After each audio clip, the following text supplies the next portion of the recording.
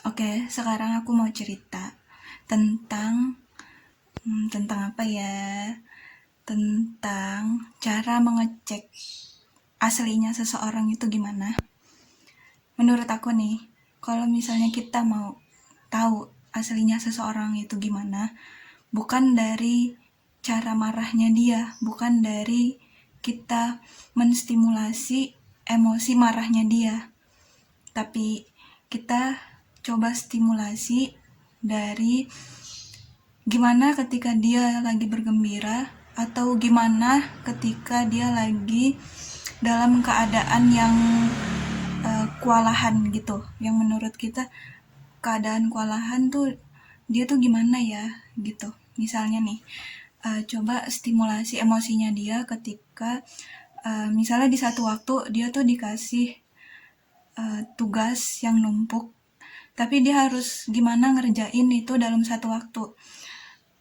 Ya pasti kan reaksi orang kan beda-beda gitu kan dalam menyelesaikan tugas-tugas tersebut.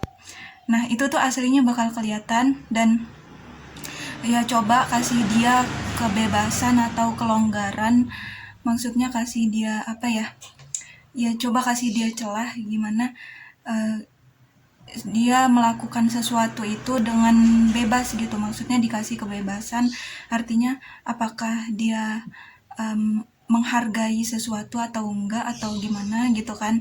Nah itu aslinya bakal kelihatan, dan uh, kasih dia sebuah apa ya, kayak uh, hadiah gitu loh, kayak sebuah hadiah, dia kan bergembira. Nah orang yang lagi gembira atau yang lagi dalam keadaan yang tertekan gitu, dia bakalan kelihatan tuh aslinya gimana. Dan cara ngecek aslinya orang itu adalah dengan cara uh, coba, ya mau nggak mau kita harus dekat dulu dong sama dia ya kan, karena orang yang kalau baru kenal itu pasti masih jaim-jaim, yang masih jaga image gitu, masih jaga diri sendiri, maksudnya masih jaga cara-cara yang beretika dengan baik gitu. Nah kalau misalnya udah deket, orang kan pasti bakal kelihatan aslinya gitu. Ntar apakah dia kentutnya sembarangan gitu kan, atau apakah dia ya pokoknya macem-macem lah gitu. Nah aslinya orang bakal kelihatan.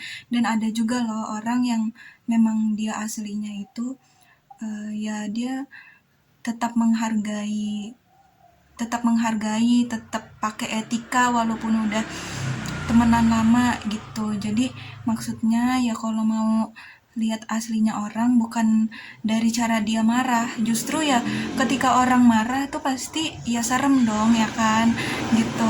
Nggak ada orang marah tuh yang baik-baik aja gitu.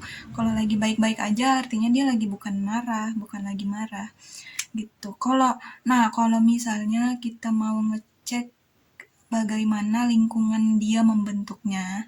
Nah, itu baru tuh lihat dari caranya dia marah, karena ada macem-macem kan orang marah itu kayak gimana.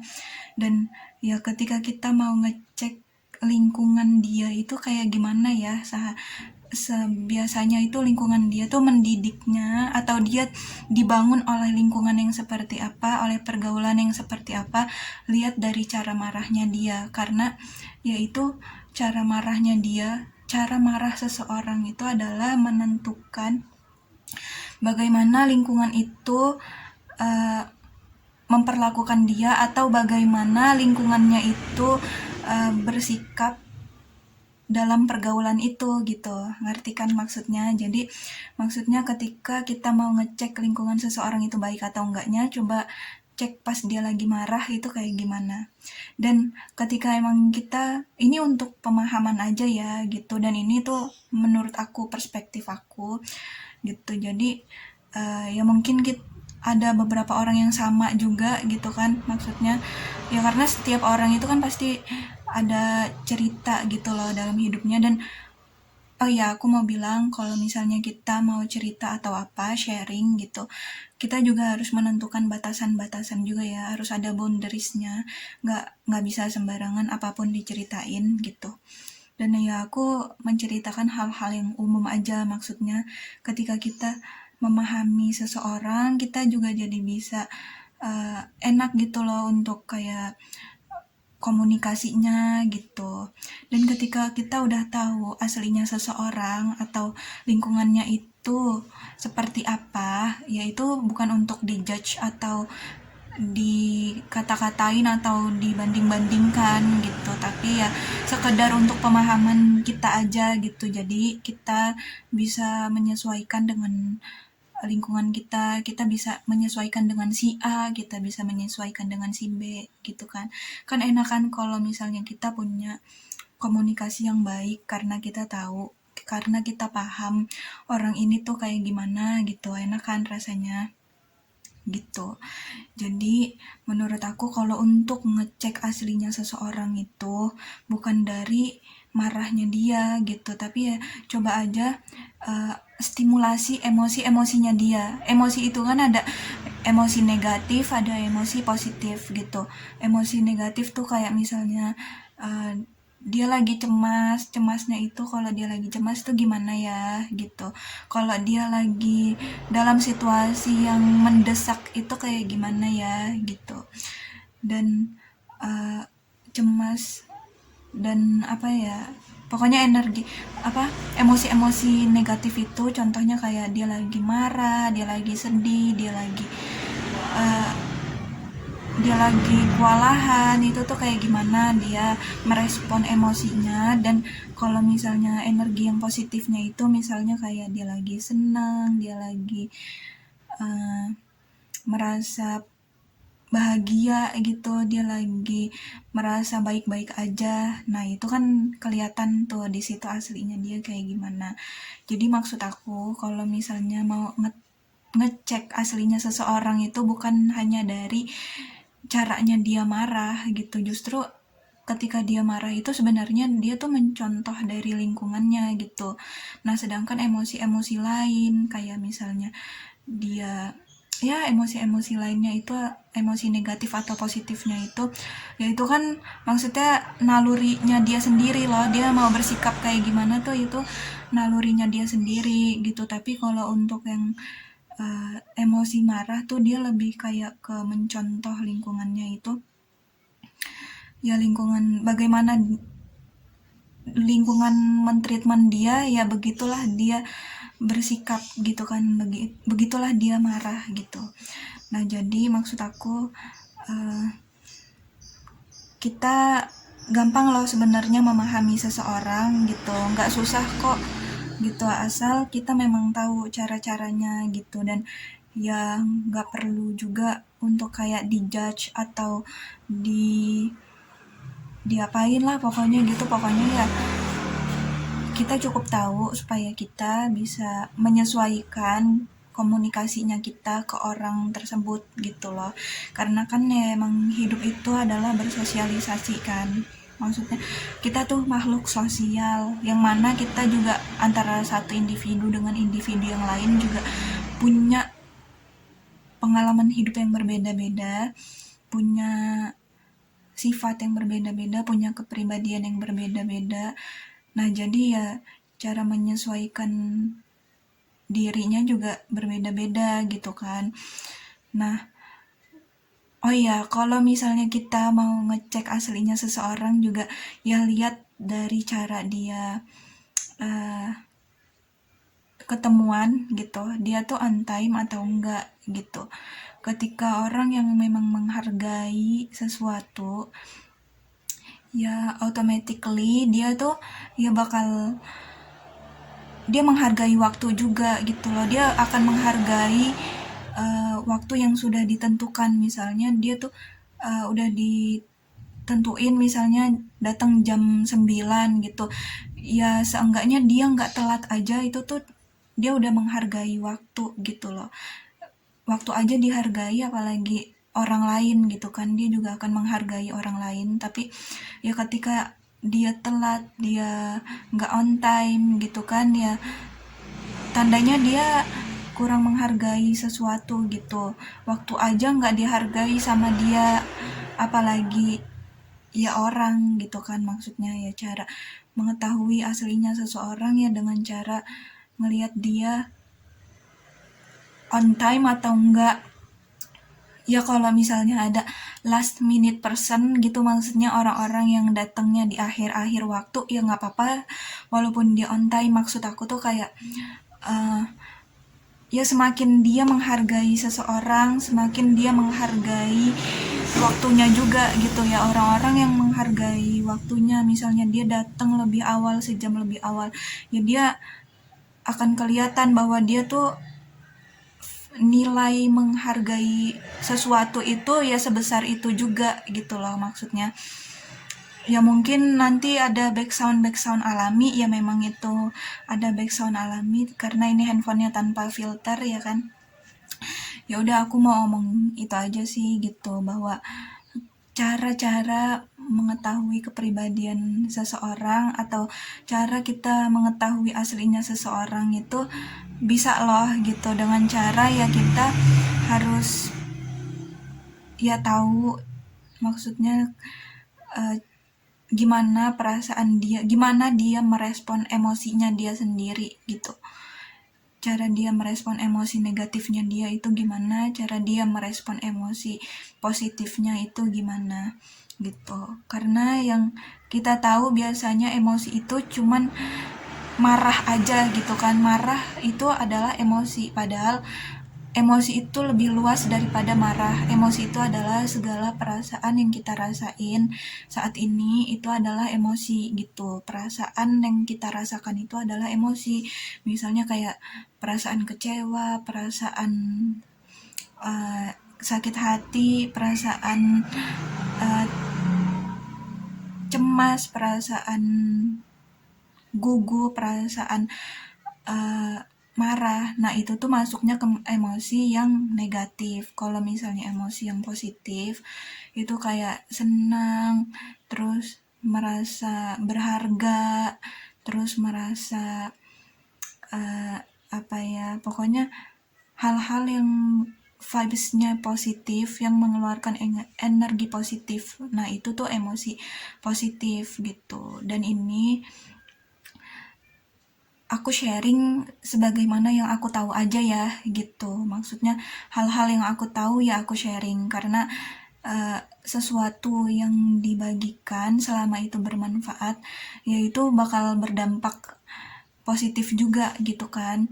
Nah, apalagi ya, aku mau ngomong cara ngecek kepribadian orang aslinya itu ya kayak gitu gitu. Dan kalian tuh pernah kan misalnya, atau ada yang ngalamin sendiri, uh, kalau kalian itu ngerasa padahal lagi biasa aja gitu, tapi emang kalau misalnya lagi diam itu tuh kelihatan kayak jutek gitu, kayak sinis, padahal biasa aja gitu kan. Nah kebanyakan orang itu kan maksudnya nilai dari apa yang dia lihat gitu. Makanya pentingnya don't judge a book by its cover itu kan, maksudnya kayak jangan nilai sesuatu itu cuman dari luarnya aja. Kadang orang yang kelihatannya kayak sinis, jutek, ya kita kan nggak tahu ya sebenarnya dia itu bener kayak gitu atau enggak gitu, karena kan ya muka juga nggak bisa dipilih gitu kan, kita nggak bisa milih kita tuh mau muka yang kayak gimana. Ya kadang orang-orang yang sinis, jutek kalau lagi biasa aja, kalau lagi diem justru biasanya punya hati yang lembut gitu loh, dia punya hati yang peka, dia punya hati yang perasa gitu.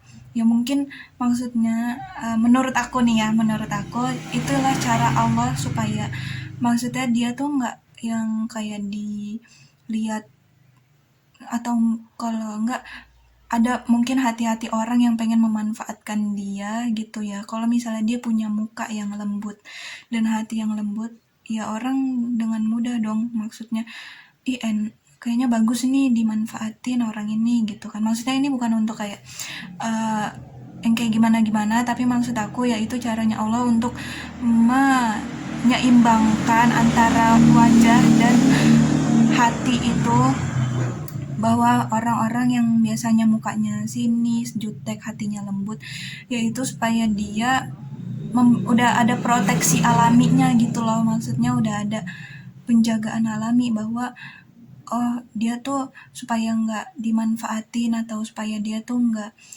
uh, mudah di apa ya dimanfaatin gitulah, maksudnya ngerti kan ya. Ya pokoknya aku mau sharing-sharing itu aja. Dan nanti aku ada kelas di jam 14.40. Jadi sedikit lagi aku bakal masuk kelas, tapi sebelumnya aku mau sharing-sharing dulu ke kalian. Sebenarnya ini juga untuk pribadi aku sih, supaya aku tuh untuk kayak self reminder gitu bahwa cara kan, karena gimana ya, otak orang itu kan punya kapasitas kan gitu, diri ini punya kapasitas. Jadi kadang apa yang kita pikirkan, apa yang kita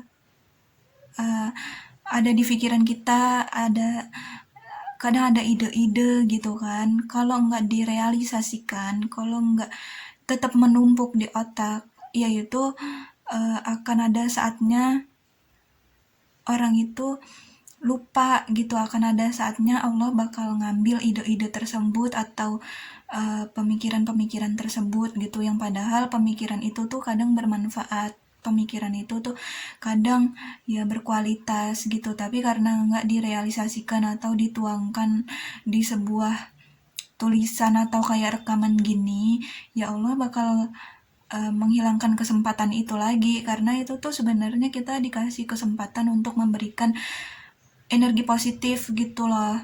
Karena beneran loh, nanti aku di next video bakal cerita tentang insya Allah ya, bakal cerita tentang, oh ya waktu itu aku pernah pengen ngobrolin tentang mental health sama, dan nanti aku bakal cerita tentang vibes itu tuh emang nyata loh, menular gitu loh, bisa menular vibes itu gitu. Jadi ya lingkungan itu menentukan diri kita ke depannya gitu. Jadi mungkin uh, bagi kalian yang belum ngerasain gitu, jangan sok-sokan, jangan nantangin bahwa gue tuh lagi di lingkungan yang gak baik, tapi gue gak ikut-ikutan tuh, tapi gue bisa tuh ngefilter. Jangan sombong, jangan jumawa kayak gitu, stop jumawanya, stop sombongnya, karena ya kita nggak ada yang tahu mental itu kapan saatnya ada lagi ngedown. Ya mungkin karena di dalam kondisi mental yang sekarang ngerasa lagi stabil gitu kan, jadi nggak jadi masih bisa memfilter eh, sesuatu yang padahal di lingkungan itu tuh buruk. Tapi ya ada saatnya juga mental itu nggak bisa ngefilter lingkungan gitu, maksudnya nggak bisa ngefilter di lingkungan buruk tersebut gitu. Jadi ya pentingnya kita untuk menjaga lingkungan dari awal, dari kita sehat gitu, maksudnya dari kita sehat mental kayak gini, dari kita lagi punya energi positif tuh penting banget tetap di istiqomahkan gitu loh, tetap dijalankan, tetap di apa ya, tetap dijaga gitu, tetap dirawat, lingkungan yang baik itu tuh tetap dibangun gitu, tetap dijaga. Lebih baik teman sedikit gitu daripada punya teman banyak tapi toksik gitu kan. Karena temen yang sedikit itu walaupun dia sedikit tapi energinya positif, yaitu nggak akan terasa nggak akan terasa nggak akan pernah ngerasa kesepian gitu, nggak akan pernah ngerasa kayak gimana ya, karena energi positif itu membangun kita juga, membangun diri kita juga gitu loh. Jadi ya sebanyak apapun teman yang kita punya, teman yang kalian punya, kalau kalian berada di lingkaran yang negatif gitu, berada di energi-energi yang negatif, yaitu nggak akan terasa apa-apa, nggak akan ada efek yang berarti gitu. Jadi ya penting banget sekali lagi untuk menjaga lingkungan yang positif. Nggak apa-apa punya teman sedikit, atau karena ya memang manusia yang berkualitas tuh cuman sedikit, ya tergantung ya pilihan sendiri gitu loh, mau jadi manusia yang berkualitas atau uh, mau jadi manusia yang kayak gimana gitu.